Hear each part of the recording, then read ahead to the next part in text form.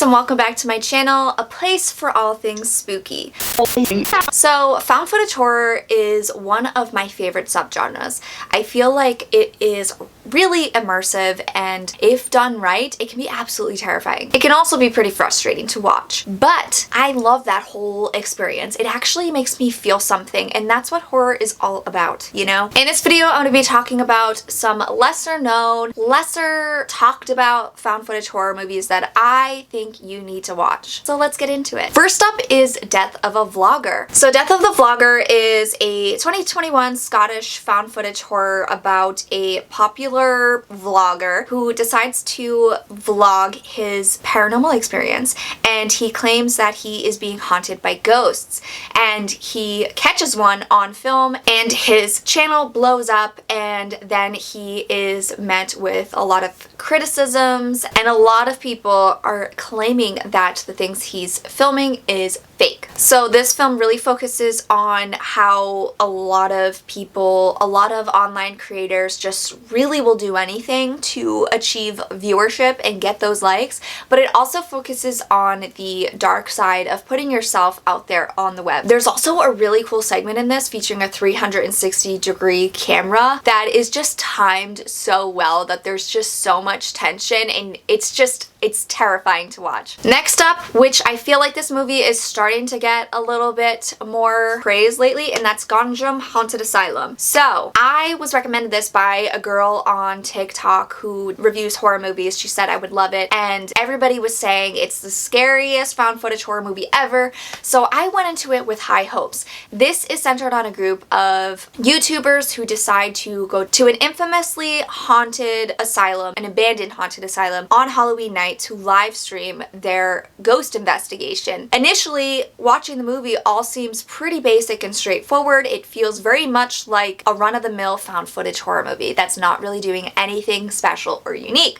However, the third act, it becomes something completely different and goes off the rails crazy, and it's so pulse-pounding and just chaotic and terrifying. I was really terrified by the third act, and I was shocked by how different it was from the first half of the film. I think that's where the film succeeds, and if you go in knowing that, you'll love it. And fun fact, this movie became the third most watched horror movie in Korea, right behind A Tale of Two Sisters, which is another incredible Korean horror movie. It's not found footage, but it's just an intense ghost story. Next, we have Horror in the High Desert. This is on Tubi, and this is presented as an actual documentary. It's an investigation behind the disappearance of a popular survivalist. He goes missing, and his family is being interviewed about his life and the events surrounding his disappearance. Now, the first half of this movie is pretty boring and it's just kind of straightforward, and you're like, okay, what's going on? And then when we find out what happens to the vlogger, the guy who disappeared, and we see it from his point of view, that's when it gets creepy for me.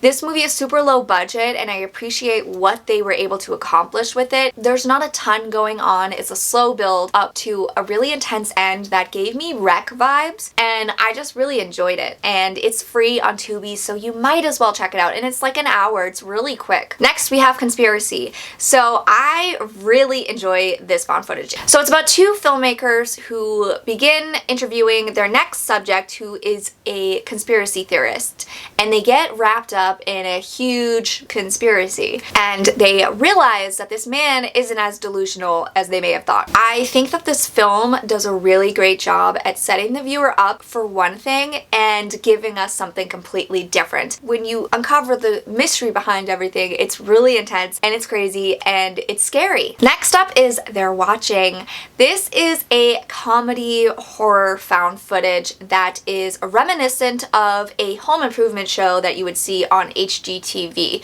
So it revolves around a film crew who travel to Moldova, a small village in Moldova, to visit a woman who once appeared on their show. She's renovating this beautiful farmhouse, and they're coming to check on her, and in the process they anger some locals and they find out some things that they never expected to find out.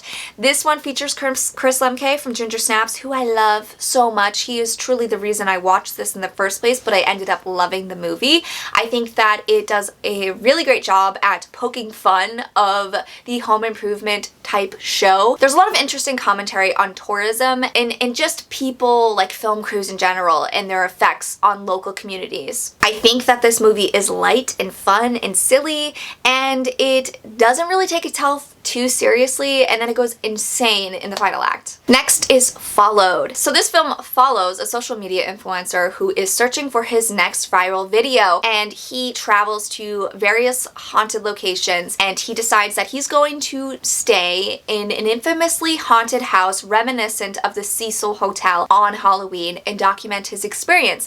And he gets a little bit more than he bargained for. There are a lot of things I didn't like about this film, but there's also a lot of things I did like. The main actor does a fantastic job of portraying this annoying, over-the-top social media influencer, and just that whole vibe of trying to find that next big thing, like not living in the moment, always thinking about that viral video. I feel like he is the perfect representation of someone like a Logan Paul or, you know, a bigger influencer. And there are some gags in this that I think they were really cool and I wish they explored more. There is a scene where they play an elevator game, which is connected to the Elisa Lam case. So there's a haunting in this film that is clearly inspired by the infamous Elisa Lam case. Some theories online say that she went into the elevator to play what is known as an elevator game that opens some portal to hell. And what I liked about this film is that they actually explored that game, and that was really creepy and well done, and I just wish they did more exploration around those things.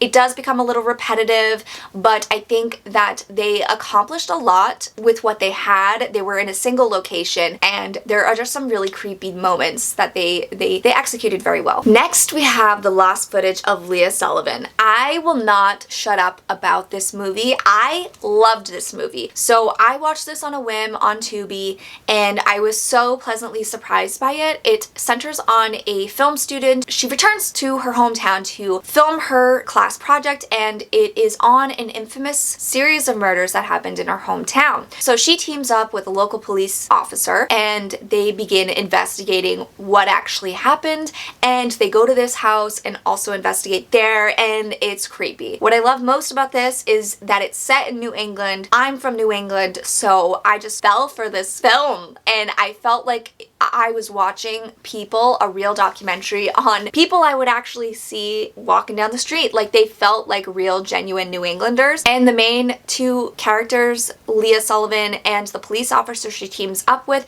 they had incredible chemistry, and it was just enjoyable to watch them on screen. And I later found out they're married in real life, so that makes sense. And there's just really effective scares in this, and there's subtle scares like that happen in the background that our main character isn't even aware of. So if you're not paying attention, you'll miss it. And I love horror like that. I love that you have to pay attention. And then at the end, it becomes really frustrating, and I've seen a lot of people frustrated by what happens at the end because it's just chaotic.